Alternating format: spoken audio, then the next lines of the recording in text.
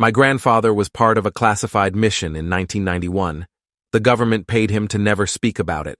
Last week, the payments stopped. My grandfather Raymond died 3 days ago. The official cause was heart failure, which made sense given he was 81 and had been chain-smoking unfiltered cigarettes since before I was born.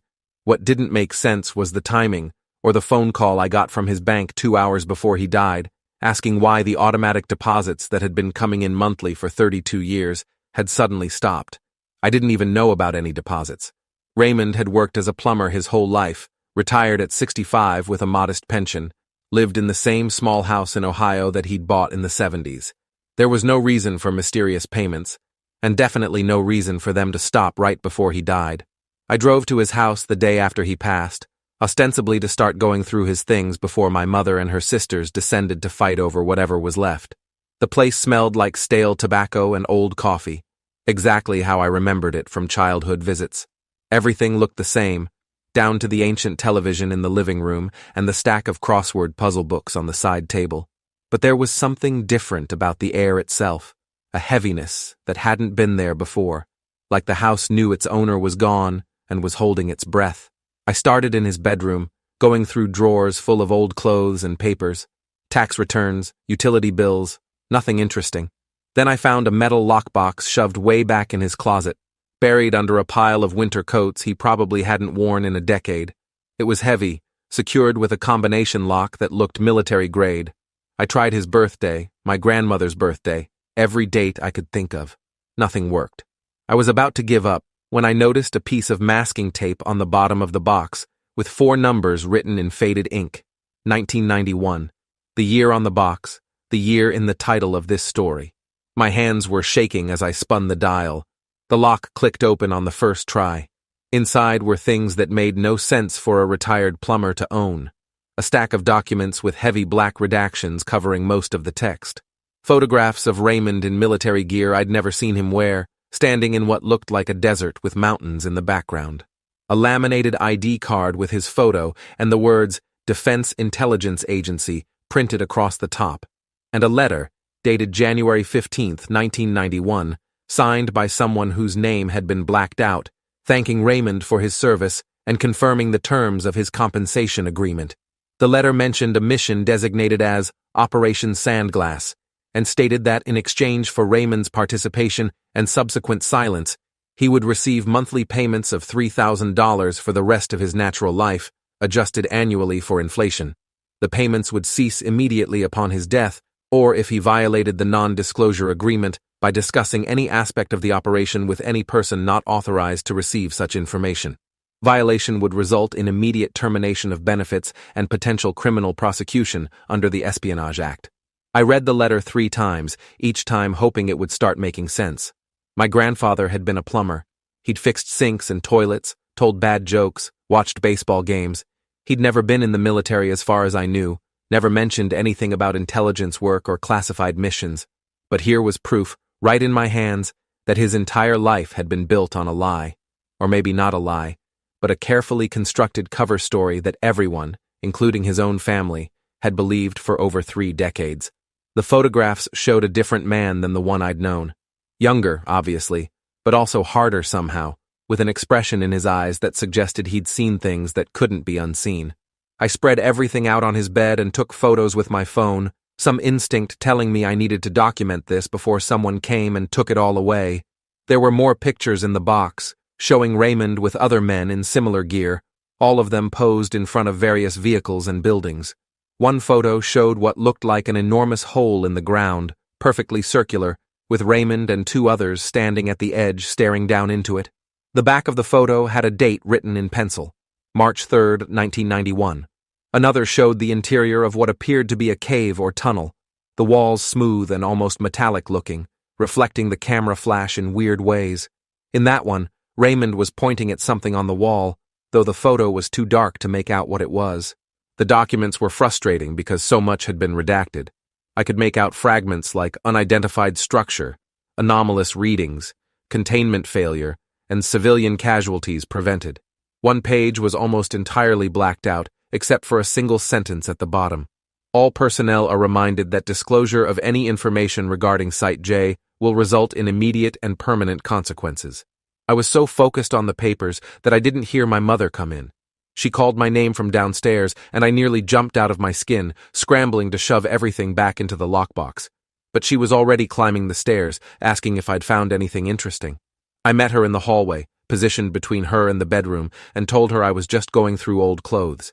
She looked tired, her eyes red from crying, and guilt washed over me for hiding this from her.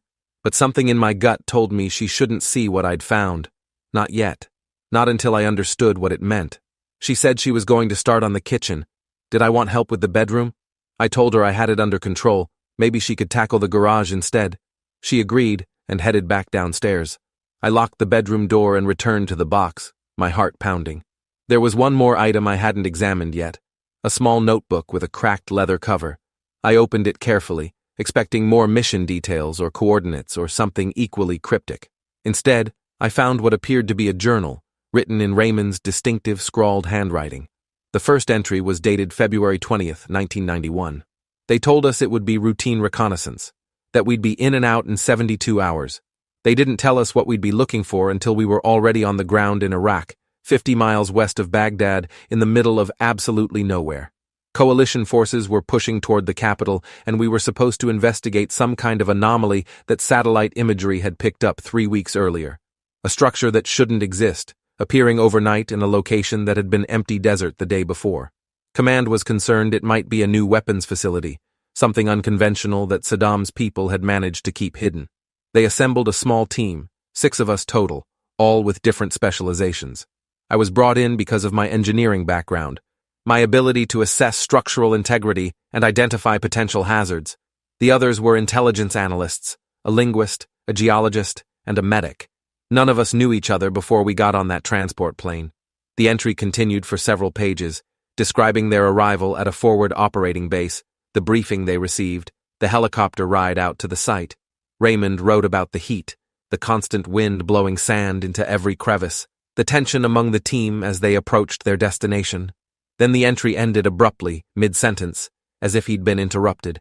The next entry was dated March 1st, 1991, 9 days later. I don't know how to describe what we found. Even now, sitting in the debriefing room while they decide what to do with us, I'm not sure I believe my own memories. But it happened. All 6 of us saw it, recorded it, documented it. They can't make us unsee what we saw. The structure was exactly where the satellite had indicated, rising out of the sand like some kind of monument. But it wasn't built, not in any conventional sense. It looked grown, or formed, like it had been extruded from the earth itself. Perfectly smooth black material that none of us could identify. No seams, no joints, no evidence of construction.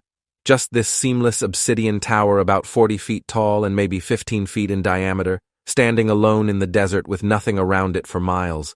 We approached it carefully, expecting an ambush or a trap, but there was nothing. Just the tower and the wind and this strange humming sound that seemed to come from everywhere and nowhere at once. Collins, our geologist, took samples of the material, but his drill bits couldn't make a dent. Whatever it was made of, it was harder than anything he'd encountered before. That's when Porter found the entrance. I stopped reading and checked my phone. My mother was still clattering around in the garage, oblivious to what I'd discovered. I wanted to call someone, to share this insanity with another person so I wouldn't feel like I was losing my mind. But who would believe me? I barely believed it myself, and I was holding the evidence in my hands. I kept reading. The entrance wasn't visible from the outside, but Porter noticed that the humming got louder when he stood on the south side of the tower. He pressed his hand against the surface, and a doorway just appeared, a perfect rectangular opening that definitely hadn't been there seconds before. We all saw it happen. One moment solid wall, the next moment an entrance into darkness. Command wanted us to wait for additional support before entering, but we were already there, and God knows when reinforcements would arrive. We'd been authorized to investigate, and that's what we intended to do. I volunteered to go in first, because I was the most experienced with structural assessment and could hopefully identify any obvious dangers. I strapped on my headlamp, checked my sidearm, and stepped through the opening. The others followed close behind, their lights bobbing in the darkness. Inside was nothing like what we expected. The exterior suggested a hollow tower, but the interior opened into something massive, a space that couldn't possibly fit inside the structure we'd seen from outside. It was like stepping into a cathedral, except the walls were that same black material, and they curved in ways that hurt to look at, angles that didn't make geometric sense. The journal entry went on for pages, describing their exploration of the interior space. Raymond wrote about finding rooms that seemed to shift when they weren't looking directly at them, corridors that led back to places they'd already been, even though they'd only walked straight ahead, doorways that opened onto impossible vistas. At one point, they'd looked through a window and seen what appeared to be an ocean, waves crashing against rocks, even though they were in the middle of the Iraqi desert. Collins tried to take readings with his equipment, but everything malfunctioned the moment they crossed the threshold. Compasses spun wildly, GPS units showed locations on different continents, radiation detectors maxed out, and then went completely dead. The medic, a woman named Teresa Vaughn, started experiencing nosebleeds and dizziness. Porter, the one who'd found the entrance, began hearing voices speaking in a language none of them recognized. They decided to retreat, to get back outside and regroup, but when they turned around, the entrance was gone. Just smooth black wall where the doorway had been. They were trapped inside with no way out and no way to communicate with the outside world. Raymond's handwriting became more frantic as the entry continued. We spent what felt like hours searching for an exit, but time didn't work right in there. My watch kept jumping forward and backward, sometimes running normally and sometimes completely stopped. Porter said his showed that we'd only been inside for 10 minutes, but I know it had been much longer. At some point, we found another room, larger than the others, with something in the center that I still can't adequately describe. It looked like a machine, but also organic, like a hybrid of technology and living tissue. It was pulsing with light, different colors I'd never seen before, colors that don't exist in normal spectrum. And it was making that humming sound we'd heard outside, except much louder now, vibrating through our bones. Collins approached it, fascinated, and reached out to touch it. The moment his fingers made contact, everything changed. The next few pages were nearly illegible, Raymond's handwriting deteriorating into frantic scrawls. I could make out fragments about Collins screaming, about the walls starting to move, about Porter's face melting and reforming into something else, about Teresa disappearing entirely, there one moment and gone the next, like she'd been edited out of existence, about the other two team members, whose names Raymond never mentioned, doing things to each other that made no sense, their bodies bending in ways bodies shouldn't bend, and through it all, that humming sound getting louder and louder until it felt like the inside of their skulls would crack open. Then, abruptly, they were outside again, standing in the sand beside the tower as if they'd never entered. But it had been 3 days. 3 full days had passed while they'd been inside, though it had felt like only a few hours. And Collins was gone.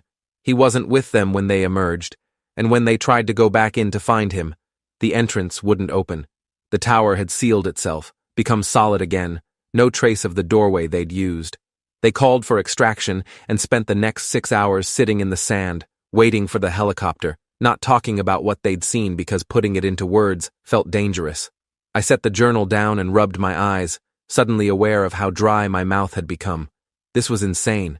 This had to be fiction, some weird creative writing project my grandfather had worked on. Except it matched the dates on the official documents, matched the photographs, matched the letter about the payments. And Raymond had never been creative, never told stories or wrote fiction.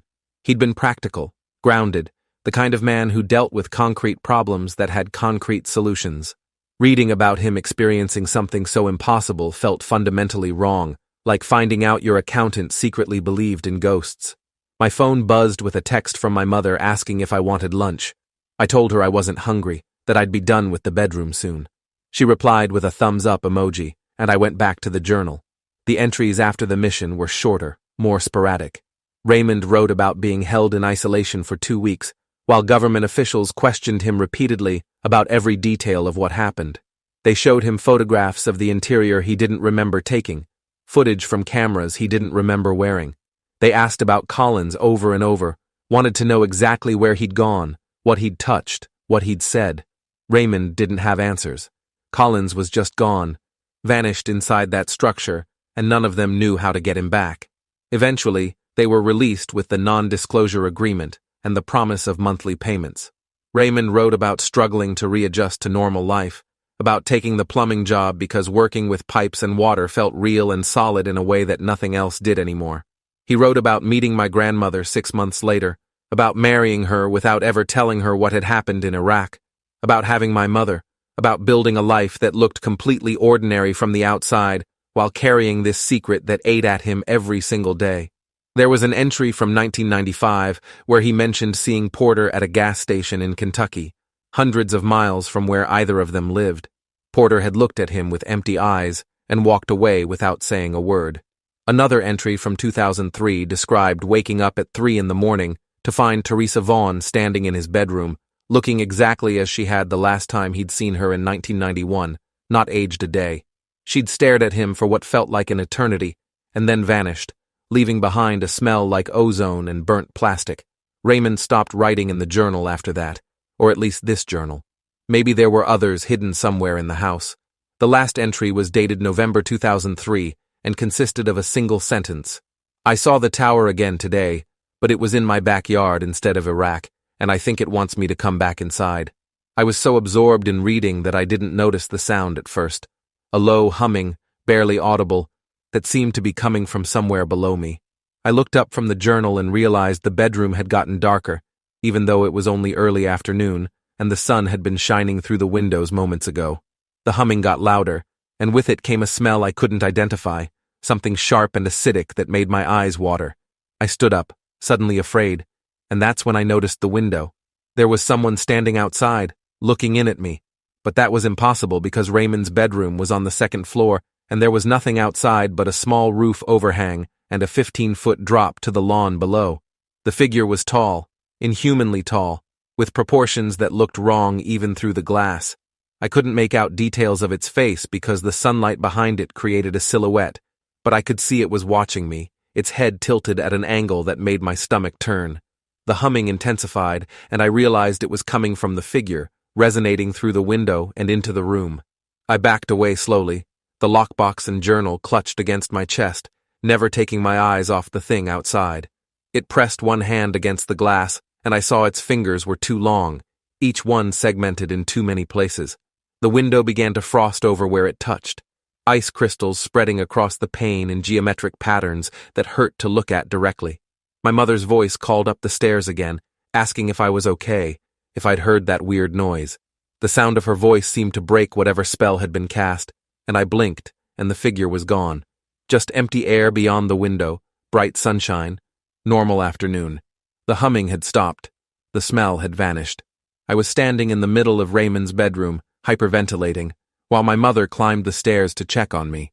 I shoved the lockbox under the bed and met her in the hallway, trying to look casual even though I was drenched in cold sweat. She asked what was wrong, and I told her I'd just gotten emotional going through Raymond's things, thinking about him being gone. She hugged me and said she understood, that it was hitting her too. We stood there for a moment, and then she went back downstairs, satisfied that I was okay. I wasn't okay. I went to the window and examined the glass carefully. There was nothing unusual about it, no frost, no marks, no evidence that anything had been standing outside, but I knew what I'd seen.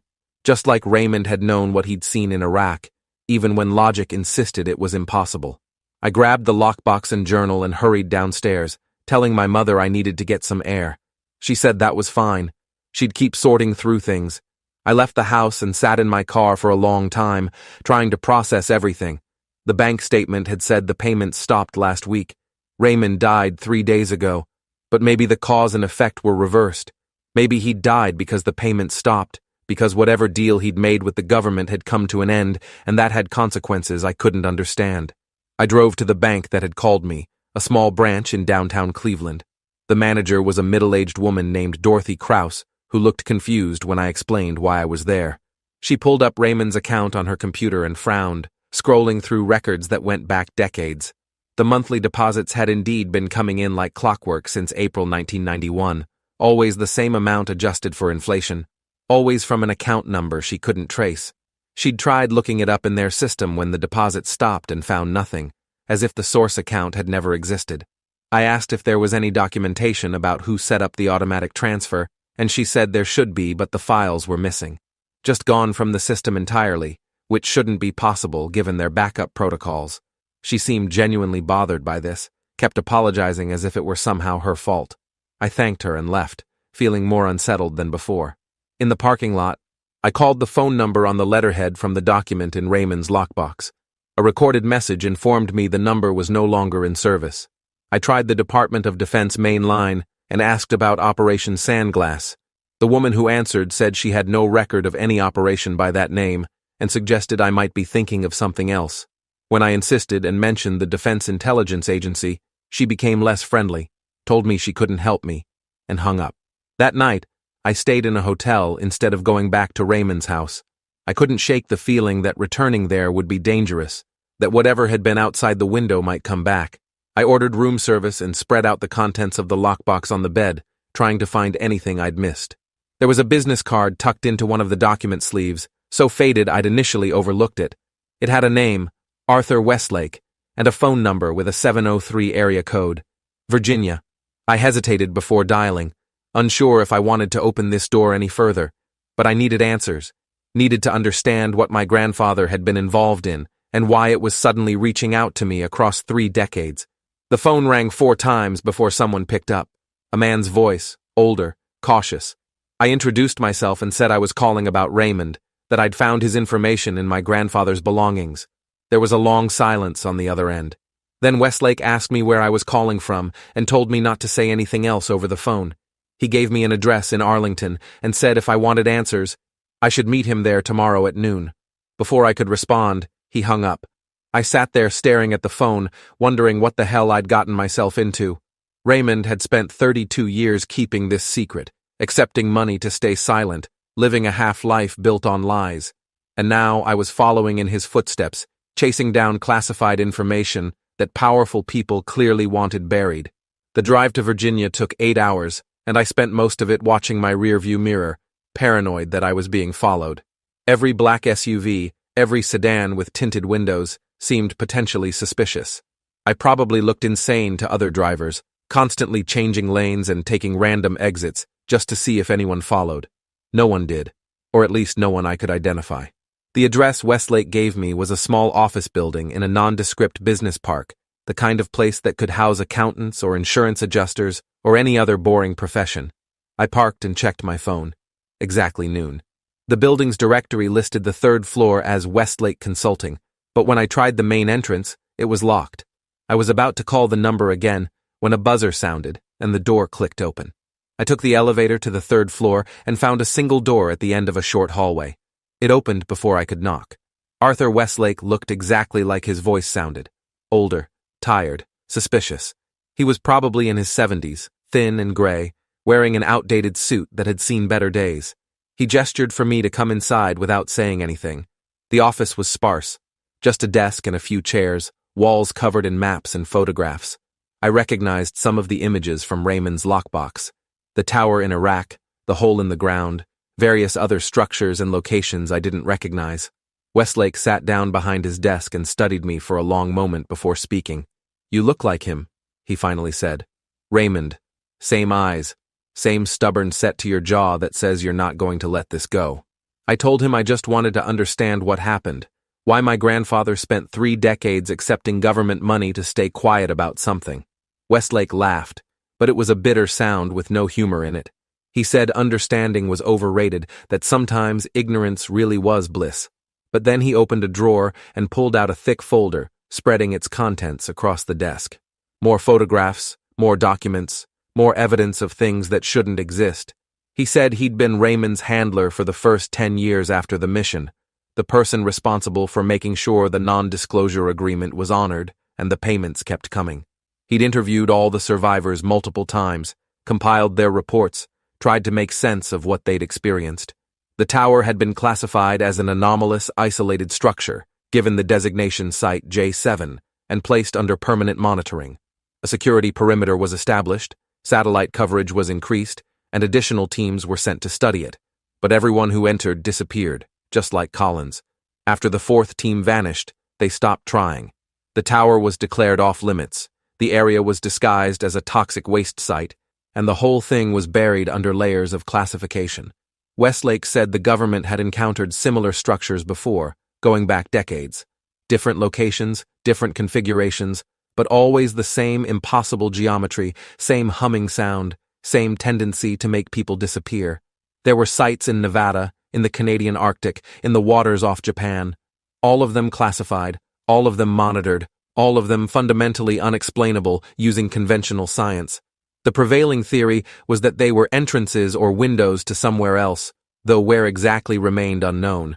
Some researchers thought they were gateways to parallel dimensions. Others believed they were remnants of a civilization that existed before recorded history. Still others insisted they were actively being constructed by an intelligence we couldn't communicate with. Nobody knew for certain, and every attempt to find out ended badly. Raymond and his team had been lucky to get out at all, even if they'd lost Collins in the process. Most people who entered these structures were never seen again. The ones who did emerge were usually changed in some fundamental way, like Porter, who'd lost the ability to feel emotion, or Teresa, who'd developed the ability to appear in multiple locations simultaneously before vanishing permanently. Westlake showed me surveillance footage from 2003, grainy video of Teresa standing in 3 different cities at the same time, her image flickering like a bad television signal before disappearing entirely. He said the structures seemed to rewrite reality around themselves, and anyone who got too close risked being rewritten along with it. I asked him why the payments had stopped. Why now, after 3 decades? Westlake's expression darkened, and he said that was the question, wasn't it? 3 weeks ago, Site J7 had disappeared. Not been destroyed or relocated, just ceased to exist. Satellite footage showed it standing there one moment and completely gone the next, leaving behind nothing but undisturbed sand, as if it had never been there at all. When that happened, the monitoring team noticed something else. Every person who'd ever entered the structure and come back out experienced simultaneous cardiac events. Raymond, Porter, Teresa, before she vanished, and 2 members of subsequent study teams who'd survived their encounters. All of them had heart attacks at the exact same moment the tower disappeared, regardless of where they were in the world or what they were doing. Most survived, but the weaker ones didn't. Raymond's heart had given out because he was old and his body couldn't handle the strain. Westlake believed the structure had been maintaining some kind of connection to everyone who'd ever been inside, and when it vanished, that connection was severed violently. The payments had stopped because the program was being shut down. Without the structure to monitor and study, there was no reason to keep paying people for their silence. The secret was becoming irrelevant, or at least that's what the bureaucrats believed. But Westlake thought they were wrong. He thought the disappearance was just the structure relocating, that it would appear somewhere else, and the whole cycle would start again. "Why did you agree to meet with me?" I asked. "If this is all so classified, why risk telling me anything?" Westlake leaned back in his chair and stared at the ceiling for a long moment. Then he said that he was dying, that cancer was eating through his lungs, and he had maybe 6 months left if he was lucky. The government couldn't threaten him anymore, couldn't take away his pension or throw him in prison because he'd be dead before any of that mattered. And he was tired of carrying these secrets, tired of watching good people have their lives destroyed by things they couldn't understand or explain. Raymond had been his friend, one of the few people who could relate to the weight of knowing what existed out there in the dark places of the world. He owed it to Raymond's memory to make sure someone knew the truth, even if that truth was dangerous. "Besides," he said, "I was already involved whether I wanted to be or not. The moment I read Raymond's journal, the moment I saw that figure outside the window, I'd become part of the pattern. These structures noticed attention, responded to awareness. By learning about Site J7, I'd drawn its focus, and now it would be watching me the same way it had watched Raymond for 32 years. Westlake apologized for that, said he wished there was a way to protect me, but once you were marked by these things, there was no going back. But then Westlake said something that made my blood run cold. He told me there was more to Raymond's story than what I'd found in the journal. The mission hadn't ended when they were extracted from Iraq. 3 months after returning to the United States, Raymond had been contacted again by the Defense Intelligence Agency. They wanted him to consult on another site, this one in Montana, that shared characteristics with the Iraqi tower. Raymond had refused initially, traumatized by what happened to Collins and wanting nothing more to do with these structures. But they'd made him an offer he couldn't refuse, double the monthly payments and the chance to understand what had happened to his team. They told him they'd developed new protocols, new equipment, new theories about how to safely interact with these anomalies. They promised that this time would be different, that they'd learned from the mistakes in Iraq. Raymond had agreed, desperate for answers and seduced by the idea that Collins might somehow be recoverable. Westlake pulled out another folder, this one thicker than the first, and showed me photographs I'd never seen in Raymond's lockbox. The Montana site was different from the Iraqi tower. Instead of rising from the ground, it appeared to be a depression, a perfectly circular pit about 30 feet in diameter that descended into darkness. The walls were that same smooth black material, but instead of humming, this structure was silent. Completely, utterly silent, in a way that was somehow worse than the noise from Site J7. Raymond had been part of a team of 12 this time, all of them specialists in various fields, all of them briefed on what happened in Iraq and supposedly prepared for the impossible. They'd set up a sophisticated monitoring system around the pit, lowered cameras and sensors on cables, analyzed every measurable aspect of the structure before anyone attempted to enter. Everything had seemed normal, or as normal as an impossible hole in the ground could seem. The readings were anomalous but stable. The structure showed no signs of actively threatening anyone who approached it. After 2 weeks of external study, they'd decided to send someone down. They'd chosen a volunteer named Dennis Kraft, a former Special Forces operator with extensive cave diving experience.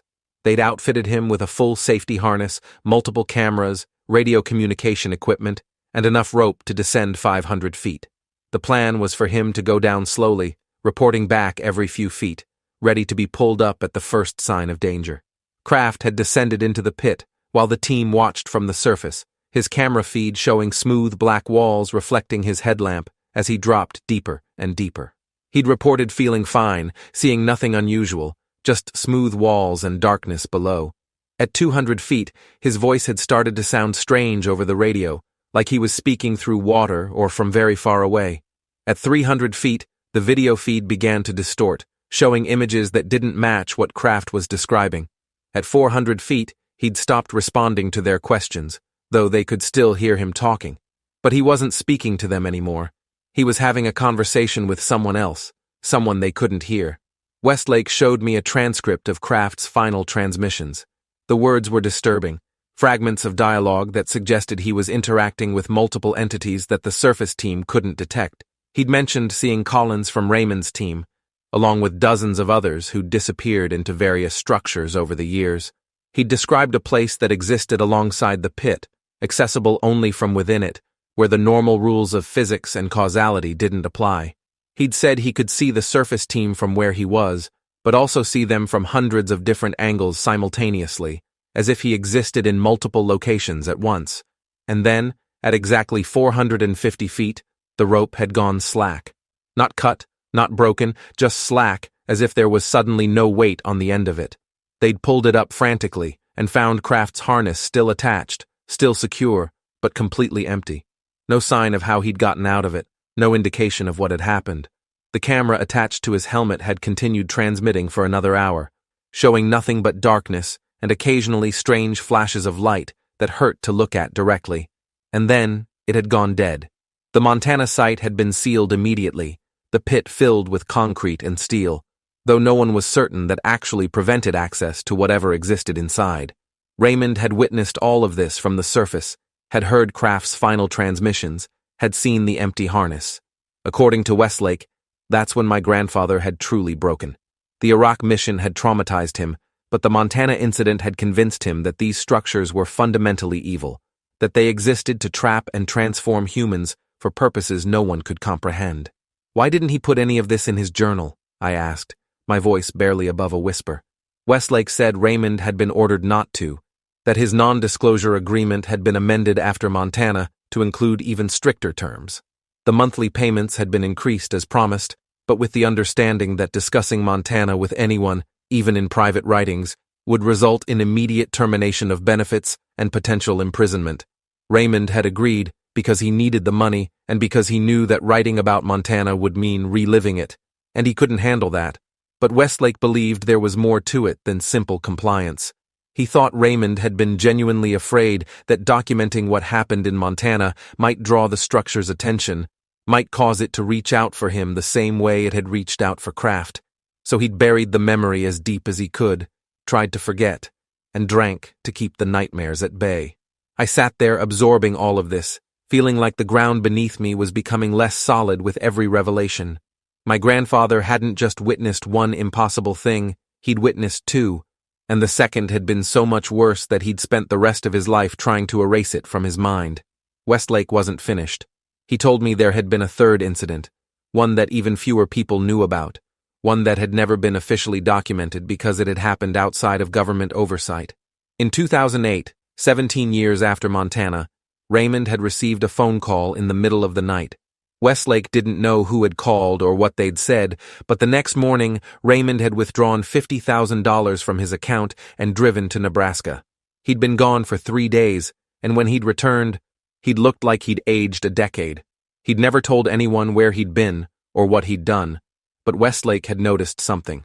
The monthly payments had increased again, substantially, without any official authorization or documentation. Someone very powerful had decided Raymond deserved more money, and that decision had been made quietly, off the books, in a way that left no paper trail. Westlake had tried asking Raymond about it, but my grandfather had shut down completely, refused to discuss it, threatened to cut off all contact if Westlake pressed the issue. So he'd let it go, filed it away as another mystery in a case full of them. But then, 2 months ago, Westlake had received an anonymous package containing a single photograph. It showed Raymond standing in front of yet another structure, this one in what appeared to be a cornfield. The structure was different from the others, not a tower or a pit, but something like a doorway standing unsupported in the middle of the field. Through the doorway, you could see something that definitely wasn't the cornfield on the other side. It looked like a cityscape, but the buildings were wrong, shaped in ways that buildings shouldn't be shaped, lit by a sky that was the wrong color. And standing next to Raymond in the photo was Dennis Kraft, the man who'd disappeared into the Montana pit in 1991. But Kraft looked exactly as he had 17 years earlier, not aged at all. I stared at Westlake, trying to process what he was telling me. "That's impossible," I said, even though I knew everything about this situation was impossible. Kraft disappeared in Montana. How could he be in Nebraska in 2008? Westlake said he didn't know, but he had theories. The structures weren't separate entities. They were all connected somehow, all parts of the same larger system. Someone who disappeared into one structure might be able to emerge from another, though not necessarily in the same time period or even the same reality. Kraft appearing 17 years later, unchanged, suggested that time worked differently inside the structures, that someone could spend decades there and experience it as only moments, or vice versa. The doorway in the cornfield must have been another access point, and somehow Kraft had found his way to it, or it had found him.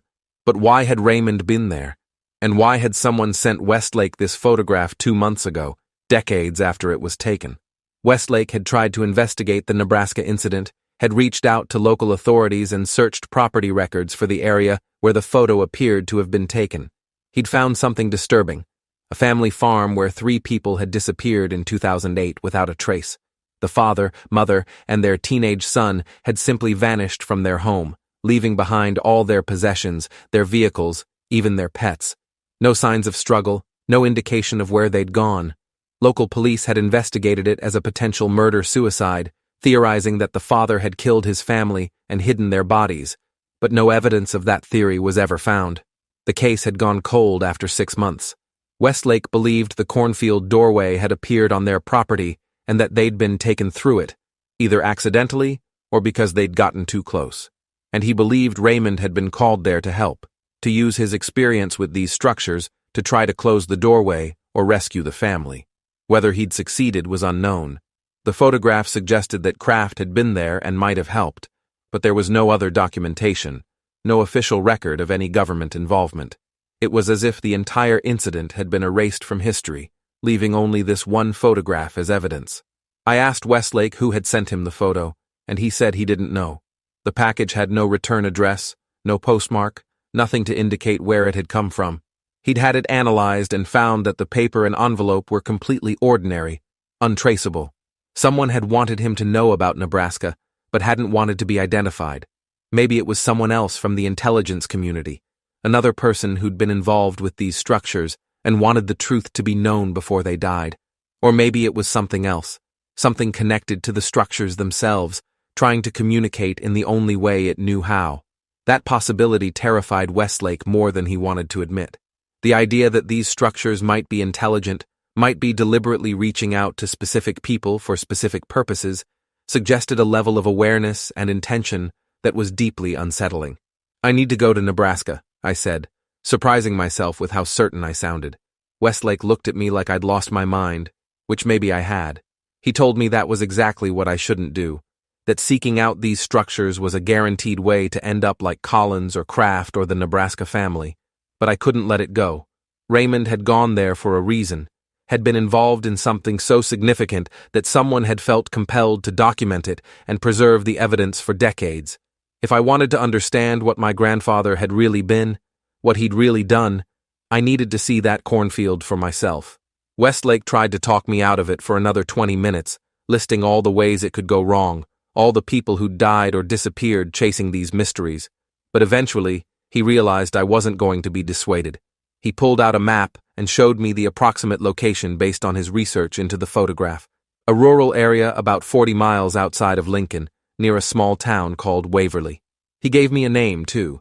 Daniel Whitmore, a local sheriff who'd been involved in the investigation of the missing family.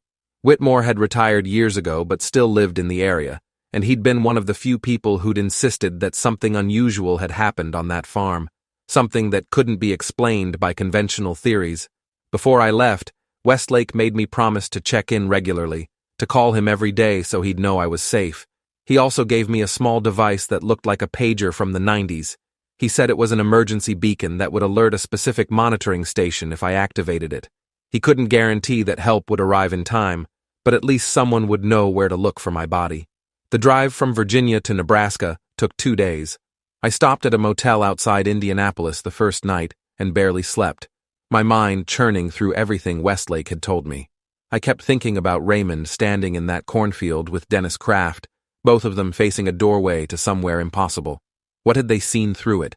Had they gone through? And if they had, how had Raymond made it back?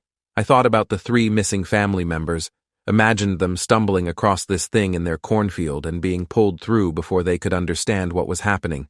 Did they still exist somewhere, trapped in whatever place these structures led to? Or had they been transformed into something else, scattered across dimensions like Teresa Vaughn? The next morning, I forced myself to eat breakfast and then continued west, watching the landscape gradually shift from eastern forests to midwestern plains. Nebraska felt emptier than Ohio, the sky bigger, the horizon stretching forever in all directions. I reached Waverly in the late afternoon and found it to be exactly what I expected. A tiny town that was slowly dying, its main street half abandoned, its population aging and shrinking. I found Daniel Whitmore's house easily enough. It was a small ranch-style home on the edge of town with a well-maintained lawn and an American flag hanging from the porch. I knocked and waited, half expecting no one to answer.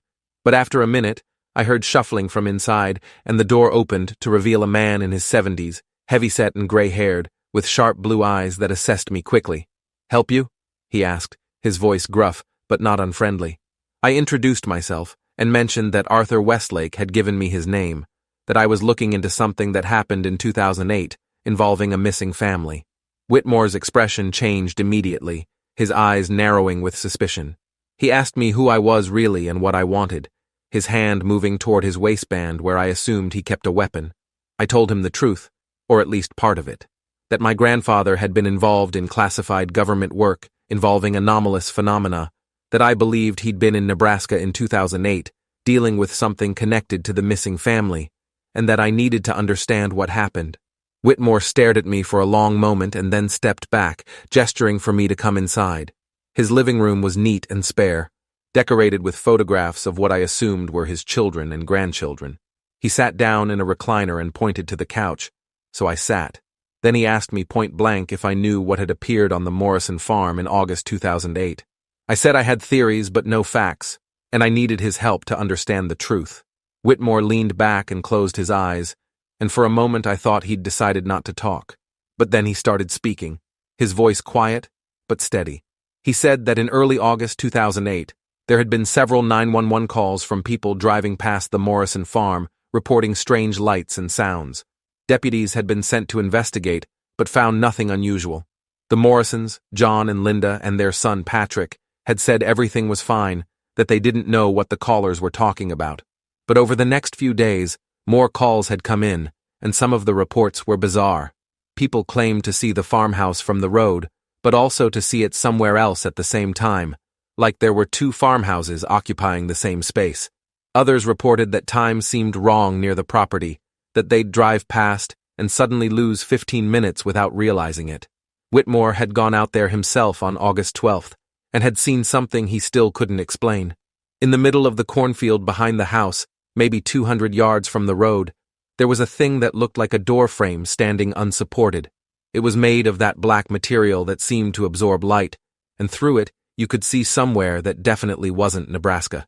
He'd stared at it for several minutes, trying to make sense of what he was seeing, and then John Morrison had come out of the house and asked him to leave the property.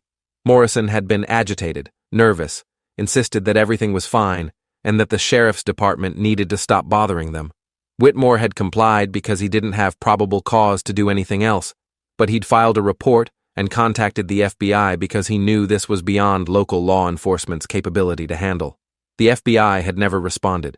Instead, 2 days later, men in unmarked black SUVs had arrived in Waverly. They'd shown federal credentials, but wouldn't say which agency they represented. They'd gone straight to the Morrison farm and had set up a perimeter, keeping everyone away. This had gone on for 3 days, during which time Whitmore had tried repeatedly to find out what was happening.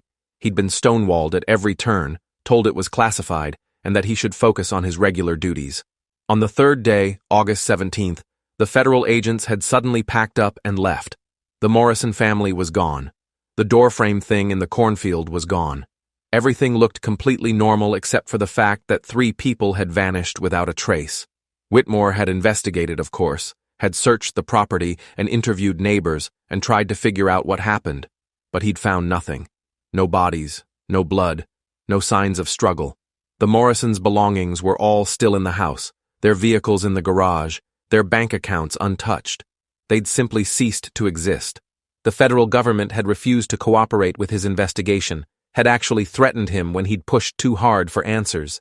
Eventually, he'd been forced to drop it, officially classifying it as a cold case with no leads.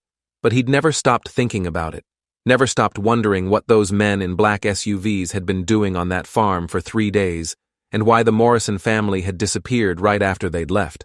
I asked Whitmore if he remembered seeing anyone matching Raymond's description among the federal agents. He thought for a moment, and then said there had been one older man, civilian clothes rather than the suits the others wore, who'd seemed to be in charge. He'd been giving orders that the younger agents had followed without question, and he'd spent a lot of time staring at the doorframe in the cornfield, like he was trying to understand it or communicate with it. Whitmore had tried to approach him once, but had been physically prevented by other agents, warned that if he interfered again, he'd be arrested for obstruction. That had to be Raymond. My grandfather had been there, had been brought in to deal with this structure because of his experience with the others.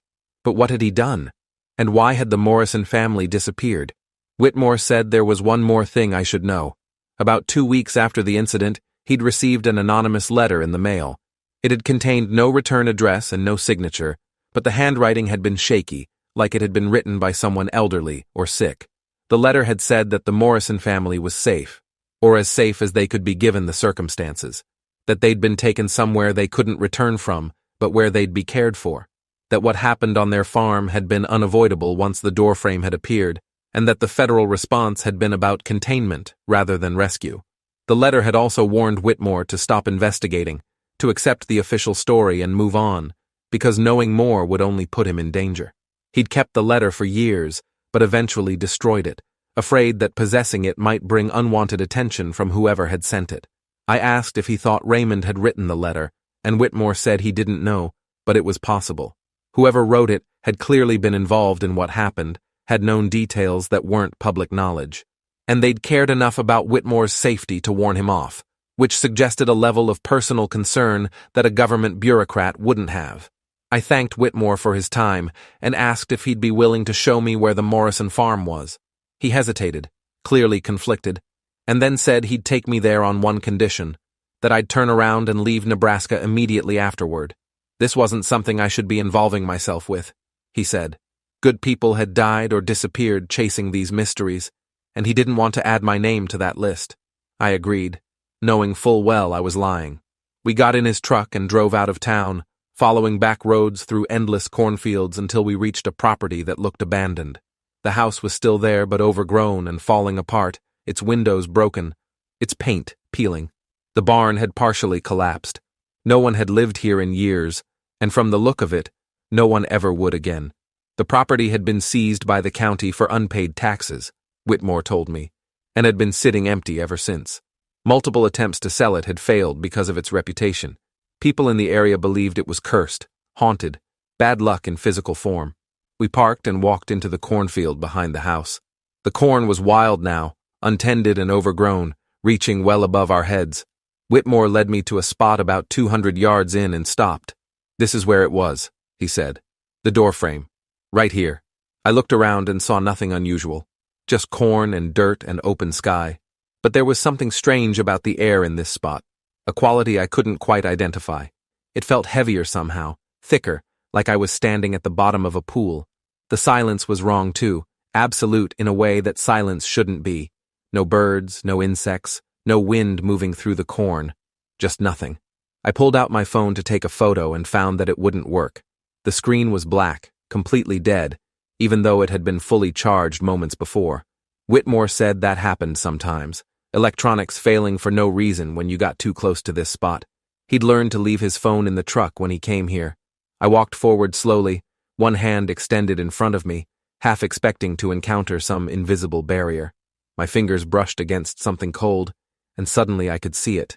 The doorframe, appearing out of nowhere like it had always been there, and I'd just been unable to perceive it. It was exactly as Westlake had described from the photograph. Black material, smooth and featureless, standing unsupported in the middle of the cornfield. And through it, I could see somewhere else. Not a cornfield, not Nebraska, but a place that made my eyes hurt to look at. Impossible architecture. Buildings that curved in ways buildings shouldn't curve, lit by a sky that was the wrong color. I could see movement in that other place.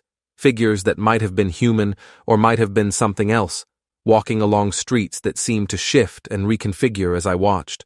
I heard Whitmore shout something behind me, his voice distant and distorted like he was calling from very far away, even though he couldn't be more than 10 feet behind me. I tried to turn around but found that my body wasn't responding properly. My limbs felt heavy, disconnected, like I was controlling them from a great distance. The doorframe was pulling me, I realized. Not physically, but in some other way, drawing my consciousness toward it while my body remained rooted in place.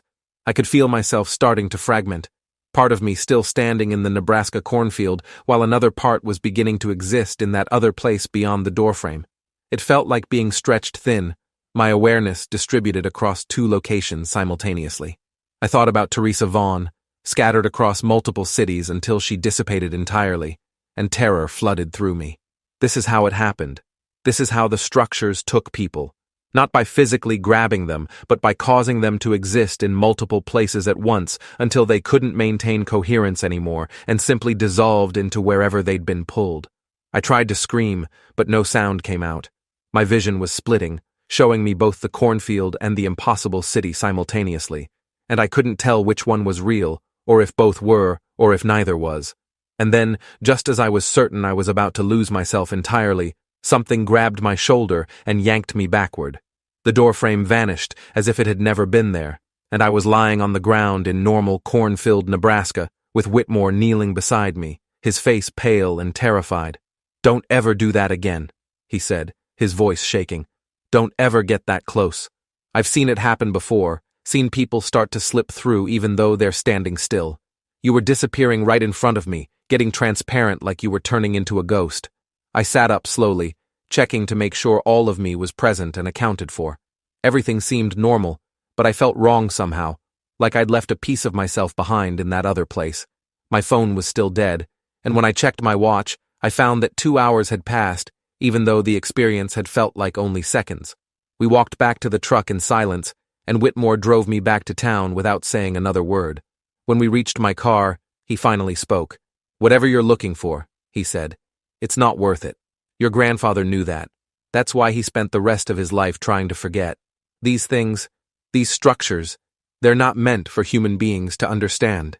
They change us just by being known, corrupt us just by being perceived.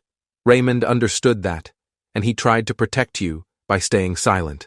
Don't waste his sacrifice by throwing yourself into the same darkness that consumed him. I thanked him and got in my car, but I knew I couldn't follow his advice. I was already too deep, already too changed by what I'd learned.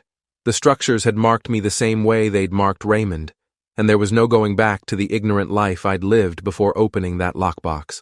I drove back toward the Morrison farm, waiting until Whitmore was out of sight, and then parked on a side road about a mile away. I walked back through the cornfields as the sun began to set, using the GPS on my backup phone to navigate since my primary was still dead. I found the spot again, and the doorframe was waiting for me, visible now that I knew how to look for it. I'd felt myself starting to slip through before, and I needed to understand what that meant, what existed on the other side. Maybe I'd find Raymond's answers there. Maybe I'd find Collins or Kraft or the Morrison family. Or maybe I'd just dissolve into nothing, my consciousness scattered across impossible spaces until I ceased to exist in any meaningful way. But I had to know. The not knowing would drive me insane the same way it had driven Raymond to drink himself to death. I stood in front of the doorframe for a long time, watching the impossible city on the other side, trying to build up the courage to step through. I thought about calling Westlake, activating the emergency beacon he'd given me. But what would be the point? No one could help me now.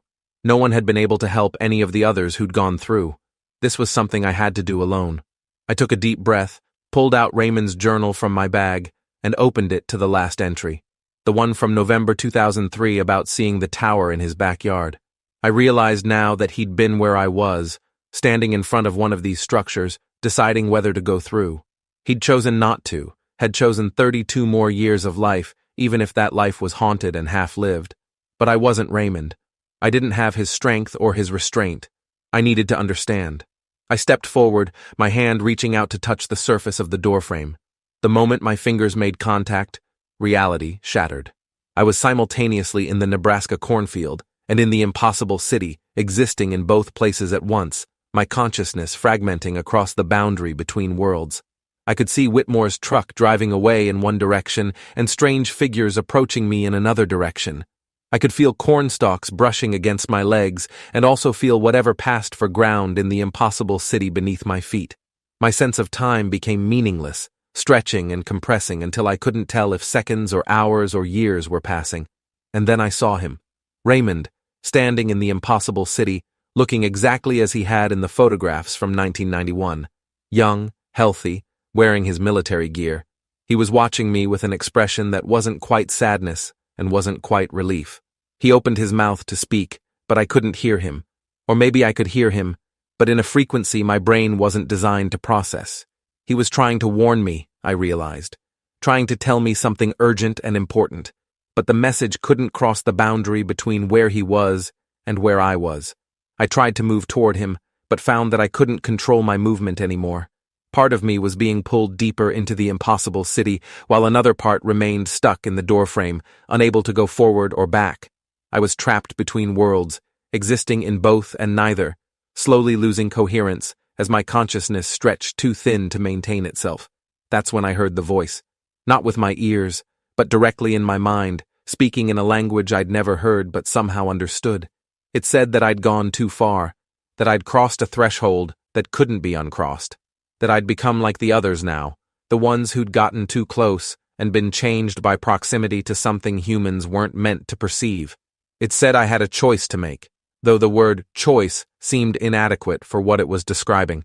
I could continue forward and let myself be taken completely, joining Raymond and Collins and all the others in whatever existence they now inhabited. I'd be transformed, changed into something that could survive in the spaces between worlds, but I'd no longer be human in any meaningful sense. Or I could resist, pull myself back, return to the Nebraska cornfield, and accept that I'd been permanently marked by this experience. I'd live the rest of my life like Raymond had, haunted by what I'd seen, unable to forget or explain or escape. The structures would always be watching me, always pulling at me, slowly drawing me closer, until eventually they succeeded in taking me completely. There was no third option. No way to go back to ignorance, no way to undo what I'd learned. The voice was patient, infinite, utterly indifferent to which choice I made. It had all the time in existence to wait for my decision. I thought about Raymond's life, about the decades he'd spent drinking and smoking and slowly dying while trying to forget. I thought about the journal entries where he'd written about seeing Porter and Teresa, about the nightmares that never stopped. I thought about him standing in this exact position, facing this exact choice, and deciding to pull back, to live in the haunted half-life rather than surrender completely. And then I thought about Collins, lost since 1991, existing somewhere in these impossible spaces, unable to come home. I thought about what it would mean to find him, to understand what he'd experienced, to maybe help him somehow. I thought about the Morrison family, taken through the doorframe and never seen again, about all the others who'd disappeared into these structures over the years, scattered across dimensions or transformed into things beyond recognition. Could I help them? Could I find a way to bring them back, or at least understand what had happened to them? Or would I just become another lost soul, another name on the list of people who'd gotten too close and been consumed? The voice in my mind was growing quieter, fading, as if it had said everything it needed to say and was now withdrawing. I realized that this was my last moment to decide. Once the voice was completely gone, once the connection was severed, I'd be locked into whichever state I'd chosen, and there would be no changing it. I looked at Raymond standing in the impossible city, and for just a moment, I thought I could understand what he was trying to tell me. It wasn't a warning to stay back. It was an explanation, a justification for the choice he'd made all those years ago. He was showing me what happened to people who went through, what they became, and asking if I was ready to accept that fate. And I realized I wasn't. As much as I needed to know, as desperately as I wanted to understand, I wasn't ready to stop being human. I wasn't ready to exist scattered across impossible spaces, watching the normal world from outside it, unable to return or communicate or help anyone. I pulled back, wrenching myself away from the doorframe with every ounce of will I possessed. The impossible city receded, Raymond's figure fading into the distance, the strange architecture collapsing back into not quite real. And then I was just standing in a Nebraska cornfield at sunset, completely solid and entirely present, with no trace of the doorframe visible anywhere around me. My phone was working again. My watch showed that only 10 minutes had passed since I'd touched the doorframe, though it had felt like hours. I was back, intact, unchanged from the outside, but I knew something fundamental had shifted inside me. I could feel the structure's attention on me now, constant and inescapable. They were watching, waiting, patient as geological time. They knew I'd come close, had almost surrendered, and they knew I'd do it again, eventually. Because the pull would never stop. The need to understand would never fade. And one day, maybe years from now, maybe weeks, I'd stand in front of another doorframe or tower or pit, and the pull would be too strong to resist. I'd make Raymond's choice in reverse, step through completely, and join him and all the others in whatever existence awaited on the other side. But not today. Today, I was still human enough to walk away, still connected enough to normal reality to drive back to my car and leave Nebraska behind. I got on the highway heading east and didn't stop until I was 3 states away, putting as much distance between myself and that cornfield as possible. But I knew distance didn't matter. The structures existed everywhere simultaneously. Nebraska and Iraq and Montana and everywhere else were just different access points to the same underlying system. Running wouldn't protect me. Nothing would protect me now that I'd been marked. I called Westlake from a motel room in Illinois, told him everything that had happened. He was quiet for a long time after I finished, and then he said something that chilled me to the bone. He said he knew I'd gone back to the doorframe because his monitoring equipment had detected a spike in anomalous activity at that exact location and time. Whatever I'd touched, whatever I'd almost gone through, had registered on systems that tracked these structures across the globe, which meant other people knew about it too. Government agencies, military units, research teams that studied these phenomena.